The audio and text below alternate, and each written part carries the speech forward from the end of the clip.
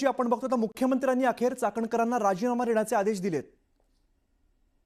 निश्चितपणे मला वाटतंय की या आदेशाचं हे जे काही निर्देश दिले त्याचं स्वागत केलं पाहिजे आणि बघूया पुढे भूमिका की हे आदेश मुख्यमंत्र्यांवर द्यायची वेळ आली जर हेच आदेश किंवा हीच भूमिका जर राष्ट्रवादी काँग्रेसने घेतली असती तर राष्ट्रवादी काँग्रेसची प्रतिमा थोडी तरी डागाळण्या वाचून जरा कमी राहिली असती, परंतु शेवटपर्यंत राष्ट्रवादी काँग्रेसने जे त्यांना वाचवायचा प्रयत्न केला ते मात्र वाईट आहे।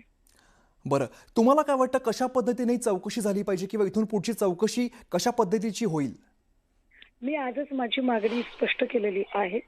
माझं पुन्हा पुन्हा म्हणणं आहे, माझी फक्त राजीनाम्यापुरती मागणी कधीच नव्हती नाही।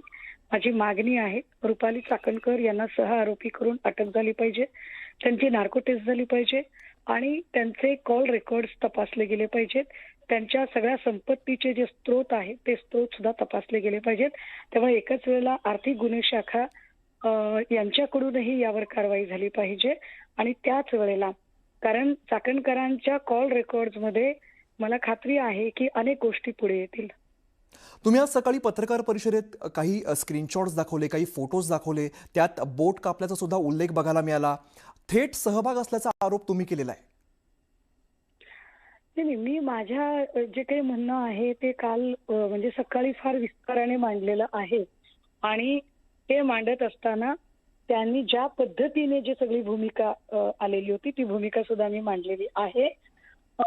मला वाटतं की मी खूप विस्ताराने ती भूमिका मांडलेली आहे, त्यामुळे त्या पद्धतीने अर्थात मी म्हणते तसाच तपास व्हावा असा माझा आग्रह नाही, मात्र हा तपास झाला पाहिजे आणि चाकणकरांच्या एकूण कारकिर्दीमध्ये कारण चाकणकरांची कारकीर्द महिलांना न्याय देण्यापेक्षा महिलांना बदनाम करण्याचीच जास्त राहिलेली आहे, त्यामुळे ते होणं जास्त गरजेचं आहे। बरं, धन्यवाद तुम्ही सविस्तर प्रतिक्रिया दिली त्याबद्दल। आपल्यासोबत